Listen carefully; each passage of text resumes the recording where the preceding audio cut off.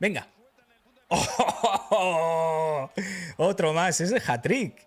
Es Fermín. Sí, señor.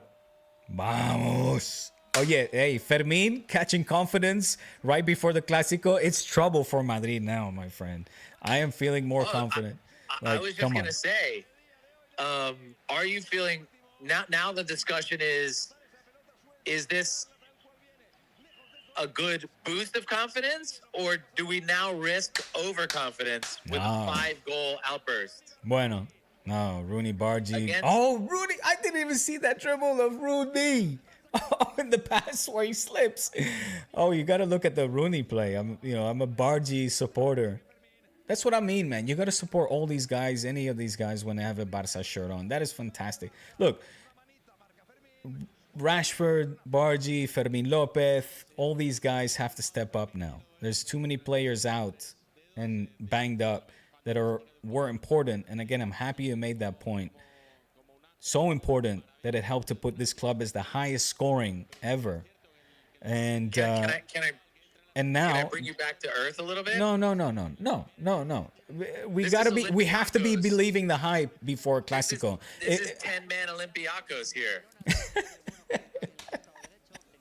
I don't care. We're pummeling them to the ground, my friend. We're pummeling them to the ground. I have a question for you. What? Will Flick's absence make any difference against Real Madrid? Completely unfair, by the way.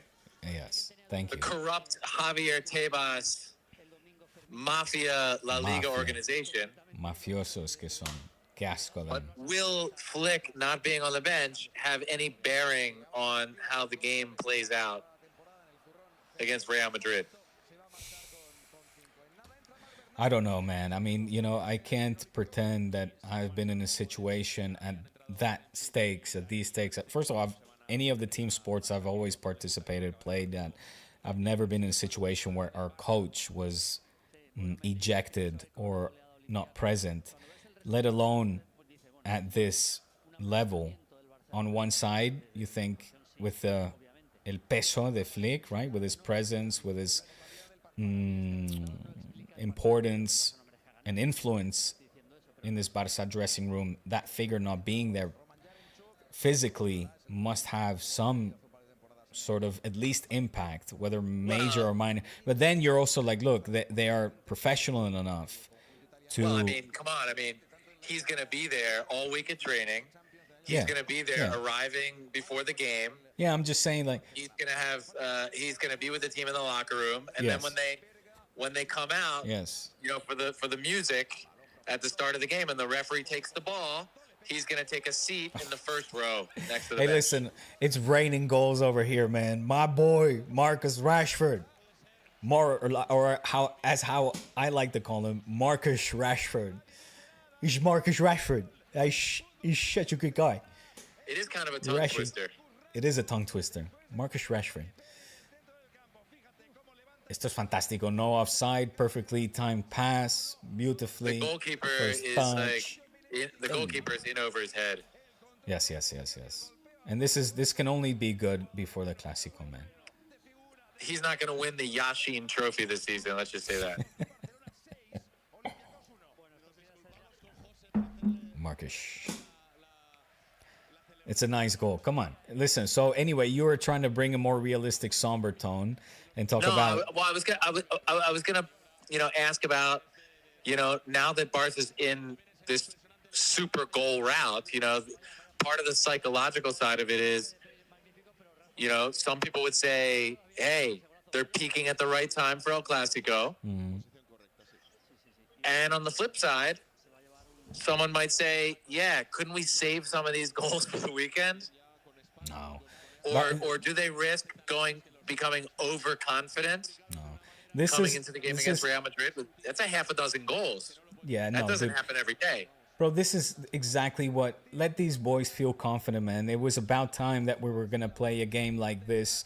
This is a game that we could have been playing last season perfectly. And I accept that it's Olympiacos, and as you point out, a 10-man Olympiacos, but we also supimos sufrir in the first half. We knew how to suffer, and go through those quote unquote more strenuous moments and come out on top. And again, ahead of a Clásico. I don't know if you also noticed, but it started this avalanche of goals right after Frenkie de Jong came on. Bueno, and Pedri still being on. Yeah, the two of them are world class. Yeah. You know, for my money, the best midfield duo out there. Definitely. You know, which it kind of puts a little more impetus, more onus, on the defense and on the attack, because you know the problem is in the midfield.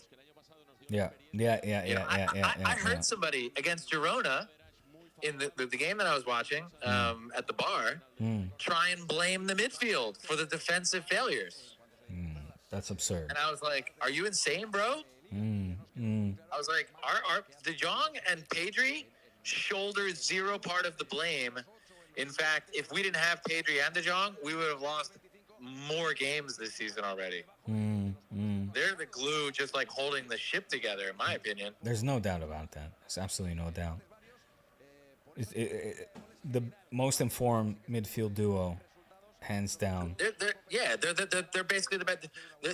I always like to look around the field and look at each player and say, which position does this player rank in his position in the world? Sorry, you know what I mean? Like Pedri and FRENKIE. They're like top. Pedri's the number one in his position in the world. I think that's, for me, he's top unanimous. 3 player. I mean, and FRENKIE's a top 1, 2, 3, depending on who you ask. So it's like, you look around Barca's 11 and the guys they have on the field, and you say, in which positions do we have a top 3 player? And you have Lamine, you have Pedri, and you have FRENKIE. And you don't kind of want to go for RAPHINHA when he's there based on last season. But the rest of the team, and especially the defense, it's like, I'm sorry, don't go there. Like, Cubarsí is the best defender we have right now, and I don't think he's quite top 3. Man, Eddie Garcia is the best defender we have right now.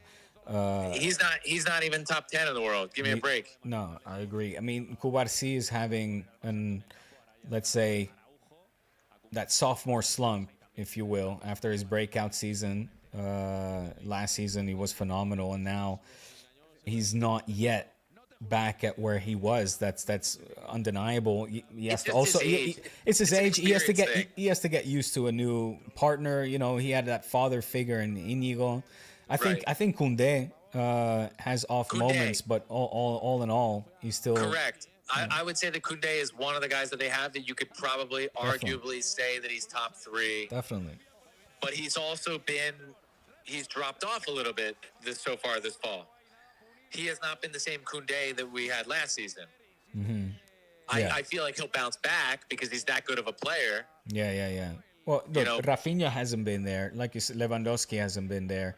For me, the biggest question mark probably coming into the season as far as a barometer of how the season might go is RAPHINHA. Because, he's 27, and last year he had a career year. And, I don't know whether he's a late bloomer, and now he's going to have 3 or 4 straight years where he scores at will, or if it was a one-off. Yeah. And I don't know. I kind of want to edge toward the possibility that RAPHINHA could be one of these guys that has a career year at 27 and he'll never score 20 goals again. Well, not that many maybe, but that doesn't mean he cannot be still very, very productive and assume that leadership role that in Íñigo, for example. I mean, he was all capitão, man. He's all capitão. But he is the captain of this team. But he scored 34 goals, and he had like 20-something assists. I mean, RAPHINHA was a machine last year. Now you're going to see more of we should see more of a equal distribution of tasks where, those numbers for RAPHINHA were inflated to the point where he should have been at least in a conversation for winning the Balón de Oro. The fact that he wasn't is a disgrace. That was robbery. That was robbery. He should have been on the podium. Yeah. No, that was one of the biggest carry jobs. Yeah, totally, man. That I've seen since Messi. Absolutely Carried Barca. Yeah. Several seasons. Yeah, I mean, for that consistent in those big carried games. Barca last season Massively. You know, I guess one of the hopes you can have is like, okay, so maybe he switches roles with Lamine, and Lamine will start scoring 35 per season, and Rafinha will drop off to 16, 17. I'll take it. That would be normal. As long as the goal total is the same, I'll take it. Yeah. Well, that's what I'm expecting. Now with, the other downer is Lewandowski's very obvious elephant in the room, his age,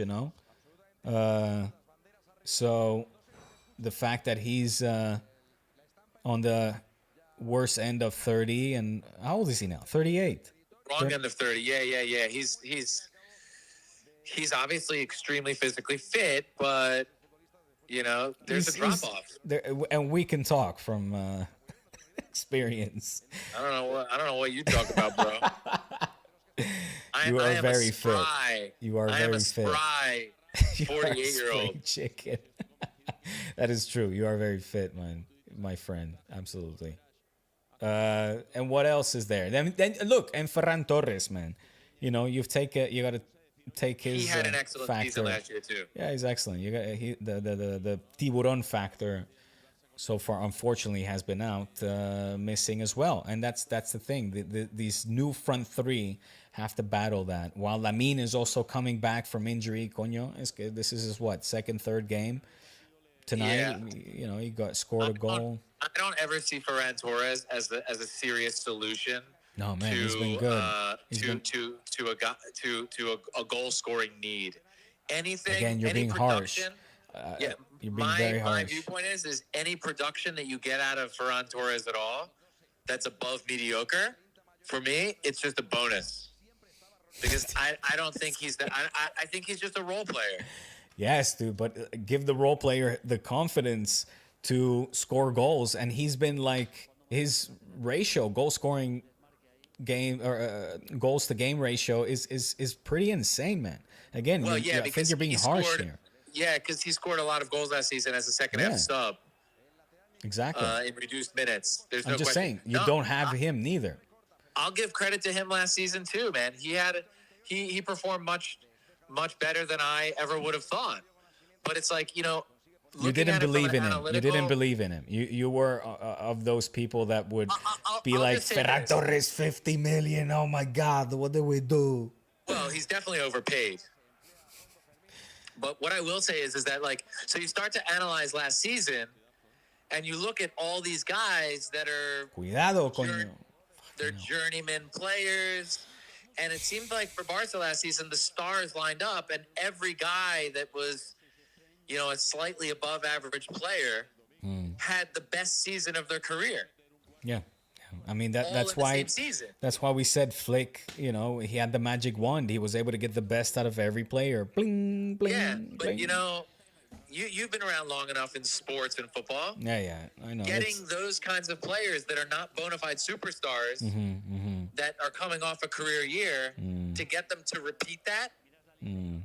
Well, but that's why on the Bulls, it's not gonna happen. Mikey. On the Bulls, you had your John Paxson or Steve Kerr. They were the similar players, role players that still hit the clutch threes and helped them win championships, and that's what you're trying to do. But they never had career years. Those guys were just they were very good consistently.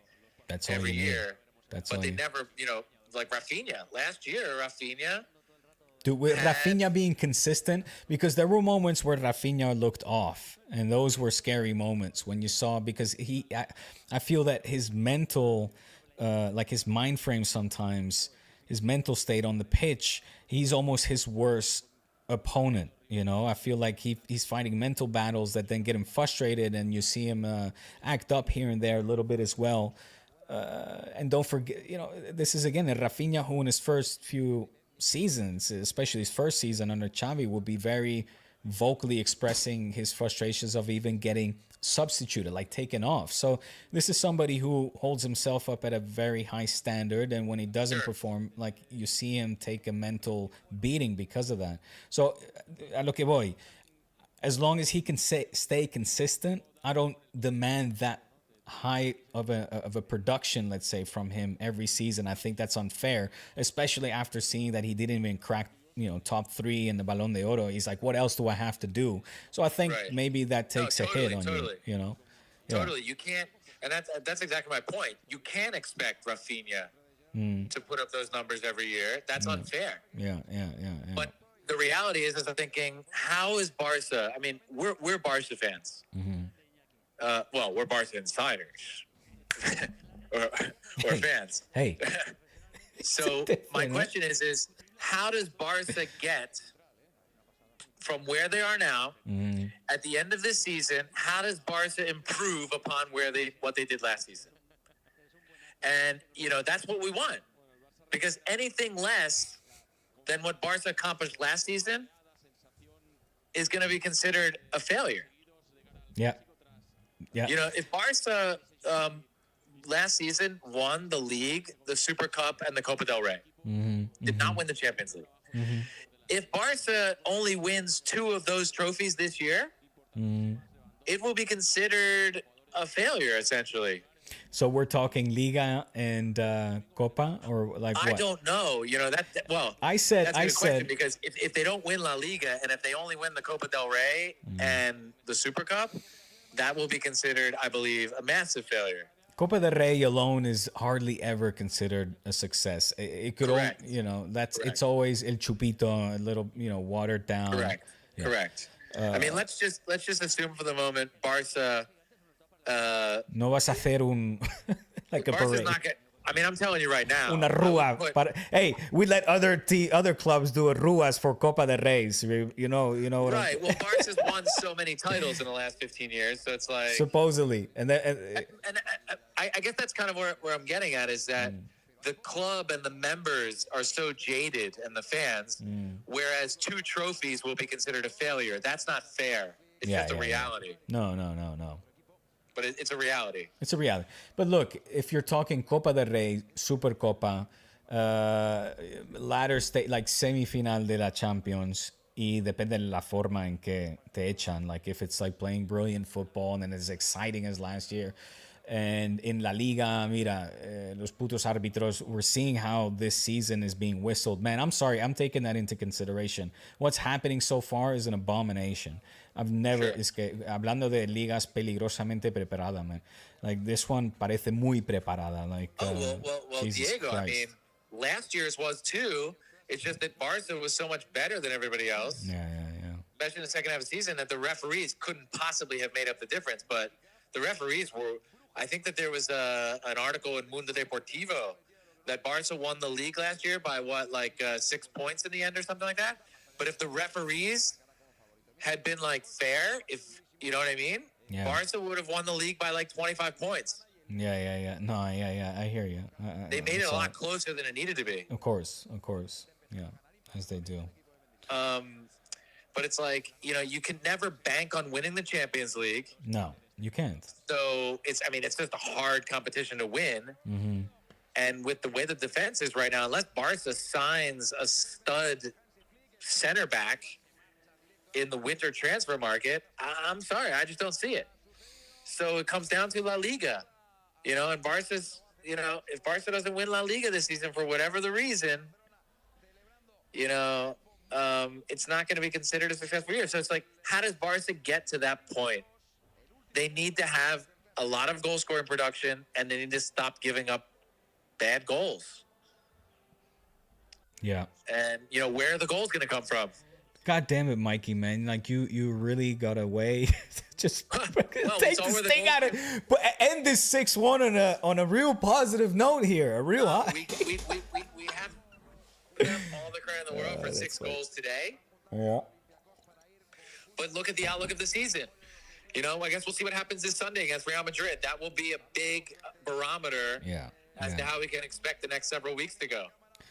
Well, dude, the thing is, I don't disagree with anything that you just said. That's the scary thing. I'm just your words were resonating, hitting hard, and it just had me pew. basically true, writing it's true. off this whole season already and seeing, echando Yeah, a but Hansi Flick, and with the elections coming up and, Diego, instability again at this club. it's so easy right now to go out there with a 6-1 victory over 10-man Olympiacos and be like, "We're back, baby. We're back. We're gonna kick Real Madrid's ass. We're gonna steamroll LaLiga." You know, everybody's on a euphoric note for 6 goals, but it's like, all right, 6 goals. Let's see it next week. What have you done for me lately? Let's see it against Real Madrid. If they score 4 or 5 against Real Madrid, I'm all in, man. Okay. I like that. I mean, it's asking a lot because But you're just be asking this for a 5th consecutive time, and that is again a little bit unfair. Well, that's not my prediction, man. My prediction is a low-scoring draw. No, but what that's what you said. But you're saying that the only way that this team can sway you over is by un baño, otra manita, or algo así en el Bernabéu, and I'm like, that's Xavi Alonso's side will have to be very bad, which I think no. I'm saying that if Barca puts up a 5 spot in the Bernabeu, that'll have me euphoric. If Barca can simply win in the Bernabeu, that will go a long way in convincing me that maybe this team has more than what I see right now. Yeah, I hear you. This is a 6-1 win over Olympiacos. It doesn't erase the performance against Girona. It doesn't erase the game against PSG. It does showcase their resilience. They bounce back, something that has defined Hansi Flick's team going back to last season. They're resilient. So, let's keep the B train running full steam ahead against Real Madrid this weekend. Mikey, we're getting chats. The chats are flying in. Everybody's here for the post game. We got Juarez, we've got Romeo 06, we got Amber, and Shiesty Talk. Amber agrees with me. Shiesty Talk. You can see the comments. Yeah, of course you can. Current Barca is filled with role players. The pedigree to compete in UCL is missing. Man, I'm telling you, I don't want to be a pessimist, but they need to sign. They're going to have to sign somebody in the winter transfer market if they want to make a run at the UCL. So who are you getting? Olympiacos apart. 10-man Olympiacos apart. Stop. Who are you getting? I don't. We can analyze that further down the road. Could Inigo come back? In theory, he could. He but could, right? I think that the bigger issue is not who's available. I think it's who they can afford. Well, obviously, yeah. That's been the issue every single transfer market since for the past 4, 5, 6 years. Yeah, I mean, if money was no object, you just go out there and you sign the best defender that's available or that's coming to the end of his contract, and you rent a guy for 6 months that's going to be a free agent next summer. Or are you banking? Are you banking that Cubarsí and Eddie Garcia? Look, again, Eddie Garcia deserves praise, man. You're maybe not talking about a top 3 in his position, but at least he's been referring to role players right now. One of the role players that has stepped up big time. Cubarsí is a world-class Cubarsí is world-class. talent. Come on. Whether or not his experience level is enough at this point to bring them to a Champions League final, I have no question that in the future it will be. He will be of the cut of Carlos Puyol and Gerard Piqué, where he will dominate. But he's young still. But Go on. On the other hand, Eric Garcia, honestly, in what world are you going to win the Champions League with Eric Garcia as a starting defender? In my opinion, that's just like Fantasyland. It's Fantasyland. It's Eric Garcia. I'm sorry. He's not bad. You don't trust him to keep up this form for an entire season. No, not necessarily the entire season, because he's good enough to help them win the league. But I'm talking about quarterfinals, semifinals of the Champions League, ida y vuelta. He stepped up against Inter. Shut down players who don't make mistakes and are insurmountable. And I don't see him doing that. I mean, I was going to mention his name. I wanted to make sure that he was actually on the team sheet today. Torrens, Joffre. You're talking about putting pressure on young players like Cubarsí, who are at least first team tested. I have a lot of trust. First team tested. I have a lot of trust in, Joffre's future, but to put that weight on his shoulders right now is obviously too much of a burden to carry. Like, that's it not doesn't fair. Matter. Yeah, any player at that age, you can't expect them to be a shutdown defender in the knockout stages of the Champions League, just based on experience alone. Even Cubarsí's first season, there were moments where he was a little shaky in big matches. Last season took a huge step forward, and everybody knows Cubarsí is world class. There's a fine line between a world class talent that has experience in the latter stages of the Champions League and who doesn't. It's the little things. It's like last season against Inter. You're in the lead, and all you need to do is run out the clock. You get the ball in your own end, you run to the corner flag. A 17-year-old with a stadium full of fans, raucous fans in an enemy territory, you need experienced guys to be able to do that. Look, Marca, ruthless. Marca, did you pass them your titular or what for their portada? Los goles maquillan al Barça antes del Clásico. I feel like you could have come up with that. Is that what it is? Is that what it is? Maquillan al Barça. I just wanted to draw the spotlight to, you could make the argument either way. I think the danger is, and I think Flick will go into the locker room right now and he'll tell the guys, hey, this is 6-1, nice win, but we have work to do. And you're not going to be playing 10-man Olympiacos on Sunday, and don't let it get to your heads. Yeah. Because I think if Barca wants to, take this game seriously in the Bernabeu, they can't let it get to their heads. No. Look, I mean, again, I would sincerely hope that this team has enough humility, common sense to have their feet on the ground and see this game for what it is, which was dismantling a weakened opponent that, yes, you were far talented, right? Despite the absences of your key goal scorers. And I will say this, having watched, I'm a sports nut going back many years in the NBA and the NFL and soccer and baseball and everything. There are games that are letdowns, and I think actually for Barca, it's very good news that Barca has to face Real Madrid this weekend. Because imagine if they win 6-1 against Olympiacos, and then the next game this Sunday is like an away game at Getafe.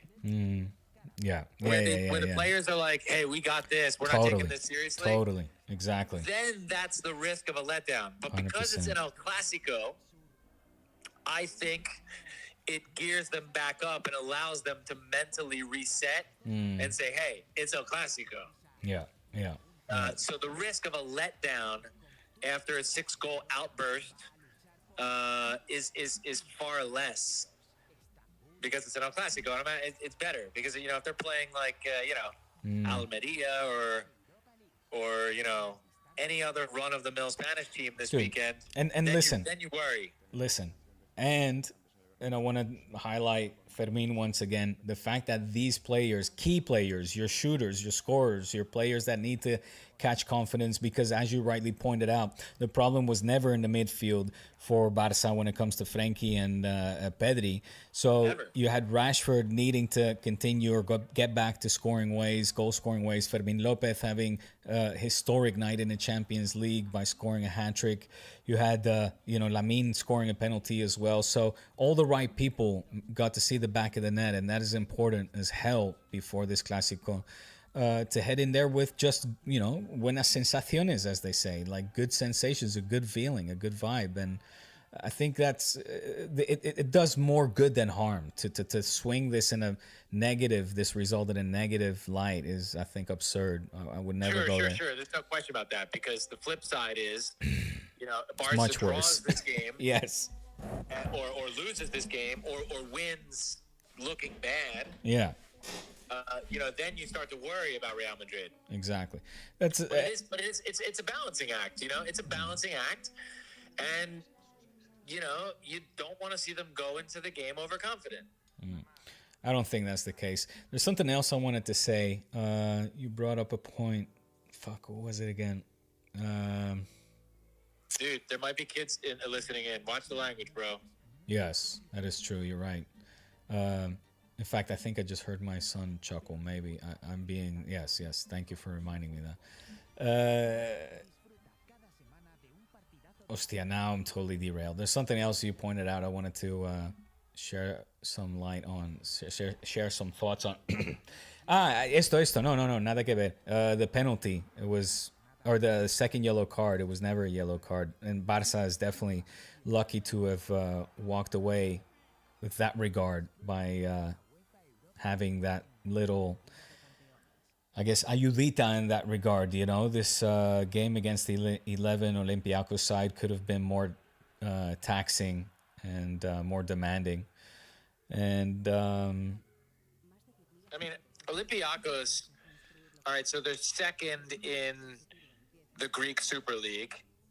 They've only lost one game. They're not a pushover. They weren't a pushover. They weren't a pushover in the last game in the Champions League against they're a physical Arsenal. team. Yeah, against Arsenal.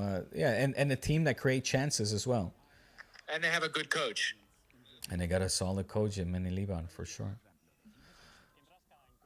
But it is a bit of an outlier, because a bunch of those goals came after they were up a man, and did look like Olympiacos kind of folded in the last 25 minutes. But yeah, you certainly can't be negative about the win. So like Barca, of course, that's par for the course for the Madrid-based press corps. La Central Lechera. Correcto. The Florentino press. La Lechera, sí. Exactly. They're trying to play mind games. Claro que sí. But what do they say in sport? En el sport, Fermín inyecta gasolina a un Barça que recupera su esencia. Right? Yeah. Okay. The goal scoring is the essence. The fact that they have that Mundo Deportivo is also highlighting Fermin. Okay, I haven't checked yet, but they bring up Dro as well. Dro, who had a tough debut in the game. He played, who was it? Real Sociedad. Didn't he play against Real Sociedad? And it was a bit of an underwhelming debut. He was taken off quite early in this game. He was much more present, and that's, again, you're talking about this 18-year-old kid from La Masia, man. It's yeah, and he had a good preseason. He had a great preseason. Yeah, exactly. And Rashford, de nueve también. O sea, that's... Take it with a grain of salt, because they played, very weak opponents in the preseason, but it is, top flight football, and it's not a walk in the park. Yes. So have you looked at sport as well? Fermín inyecta gasolina a un Barça que recupera su esencia. Te lo acabo de decir, coño. You said that one, sport. Okay, sorry. Sorry. No. I think the WhatsApp connection. I was driving through a tunnel. Right. Got it. So Fermin is the man of the hour. I think Flick's going to have a decision to make. Is Fermin going to crack the starting 11 against Real Madrid? A ver, dilo otra vez. I was reading something. Is Fermin going to crack the starting 11 against Real Madrid?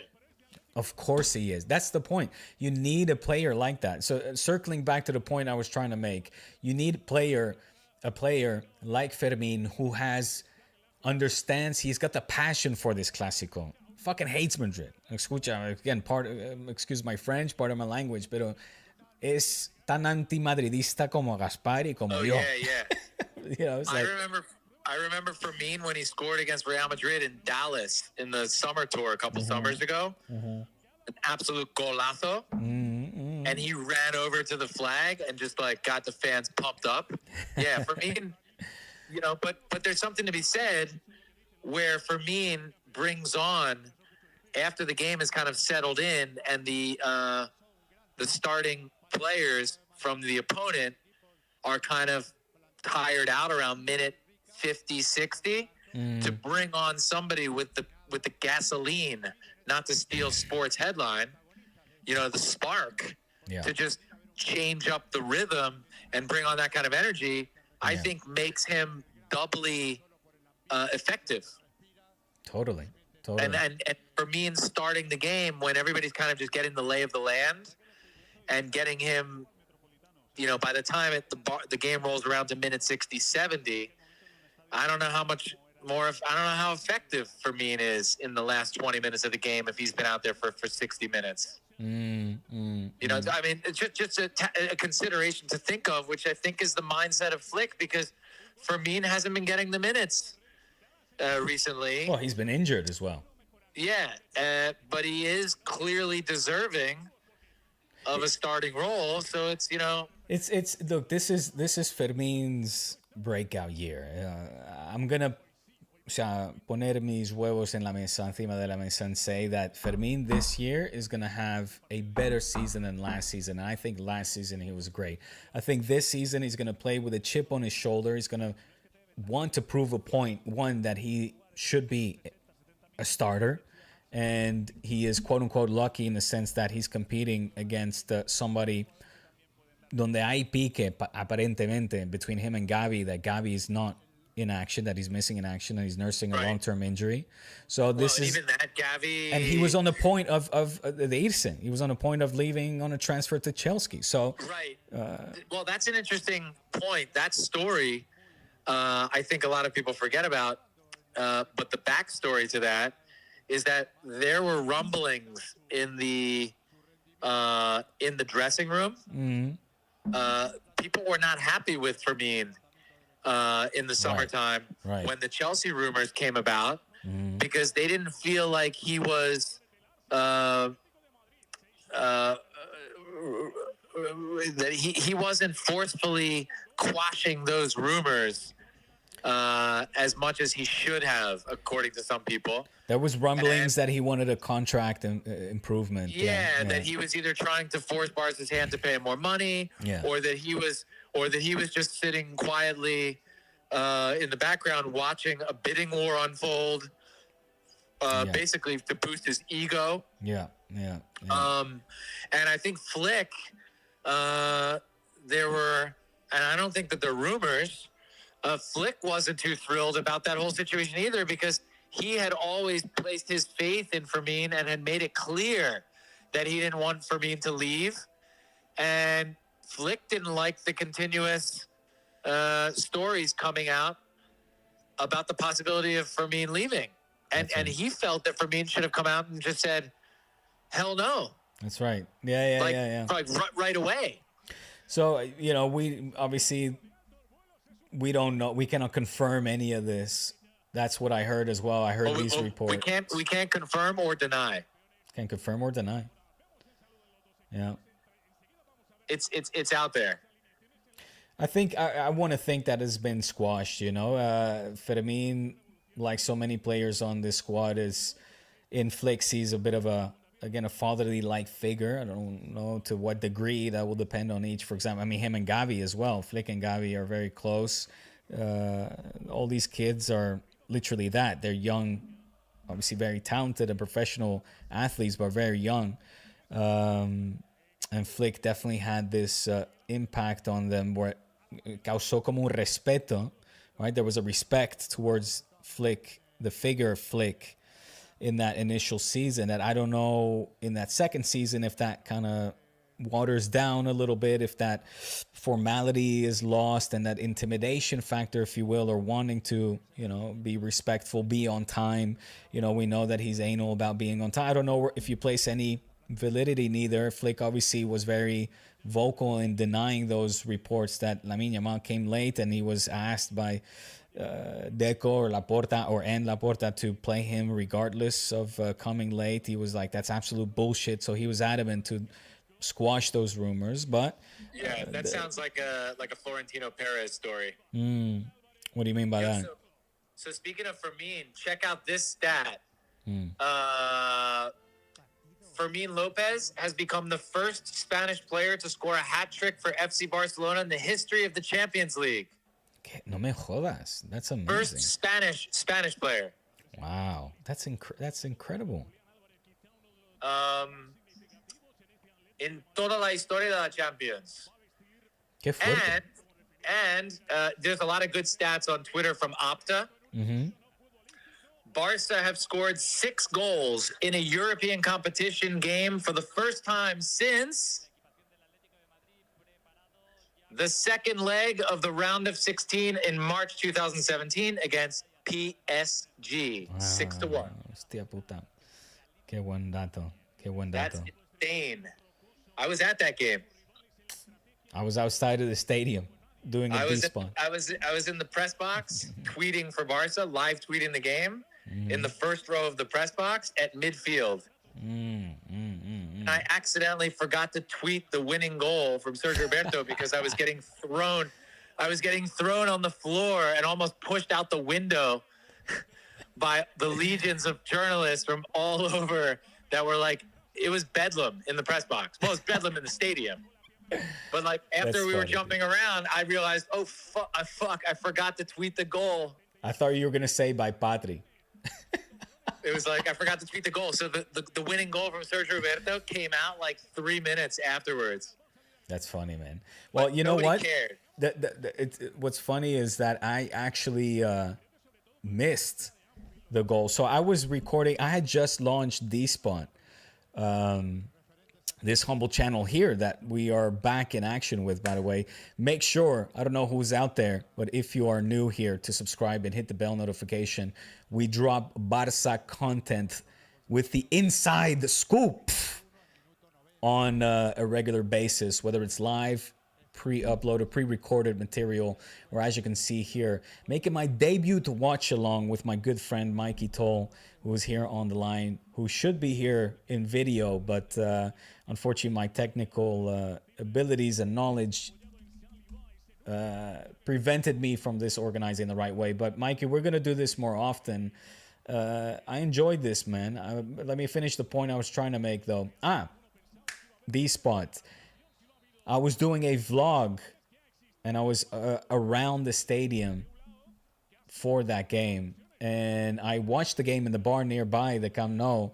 And, you know, when it was the final minutes, I was like, well, fuck it. Like, we're not going to win. You know, it's 5-1.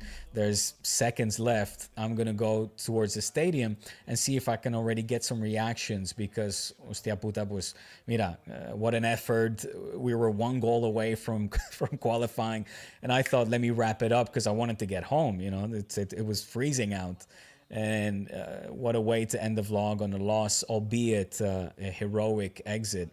So I'm walking from the bar down the La Rambla esta, and as I'm interviewing the first people, you know, the stadium erupts. It's well, obviously, you know, you were there.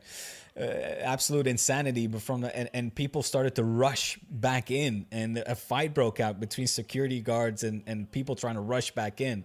I have it on tape. You should, if you haven't, it's actually one of the more popular videos on this humble little channel, and so check it out. But yeah, that was funny. I can't imagine what it was like inside though, Mike. Man, that's fucking awesome. That's it was literally shaking. If there had been a Richter scale, yeah, it would have been, yeah, you know, like a 9.8 earthquake. I thought the stadium was coming down, man. It's like when Dino scored in La Noche del Gazpacho on the Richter. Apparently, it's like a record that at that specific moment in time, it hit a new high of how loud it was in Barcelona, in the city.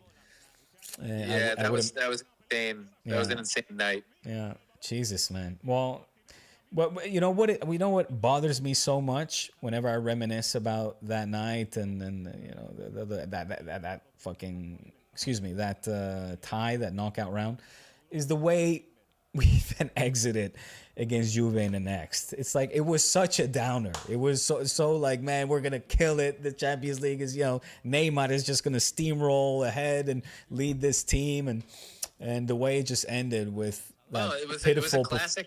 Yeah, well, it was what I was talking about before. It's a Luis classic Enrique letdown. out, Lucho out, Neymar out. It was just It's a classic letdown. classic Barca letdown. You know, It's classic like, Barca yeah, letdown. after that game, it was, you know, we are destined to win the Champions League. Nothing Yeah. can stop us now. Nothing can stop us. Yeah, And then it was like, yeah. that's what I'm saying, man. Don't get too crazy about 10-man Olympiacos. No, I know. Obviously, I know. But hey, the season is young, and we needed this win after the loss against QSG, getting back to winning ways and doing so in convincing fashion. Look, it's the upper that we needed, at least to head into this next match with good vibrations. This is why we watch sports and why we love sports, because you never know what's going to happen. Yeah. They exactly. have to play the games, and you never know. I guarantee you something this Sunday is going to happen against Real Madrid that is going to blow our minds. What is it going to be? I don't know. I hear you, man. Well, look, I want to end this one on a positive before you go down your... So I'm going to take it for what it's worth. I want to ask, or I want to thank rather, Yeshe for becoming a silver minion. Much appreciated. Hey, you are officially the second sub on this channel, and your support is much appreciated. Go give Mikey as well. Mikey, plug your channel, plug your pod. It's an excellent podcast, Barça related, of course. Go. What do you want? Mic Drop FC. Mic Drop FC. I didn't remember the name. Otherwise, I would have said it. Mic Drop FC. You're everywhere. You got to continue, though. I see you're taking a bit of a hiatus. Keep uploading. After the two international breaks, too close together, and the team's poor form, and I've been involved with other stuff with my kids and other things with work. But we'll get back on the horse. Do it. Well, and we're gonna keep doing these kind of streams as well, as we're seeing Dro getting interviewed from our former colleagues. Mikey, there any last thoughts, man? I'm gonna go get some dinner as well and say what's up to the fam. I haven't seen them. You've abandoned the family. I've abandoned the family. Last thoughts. Buddy.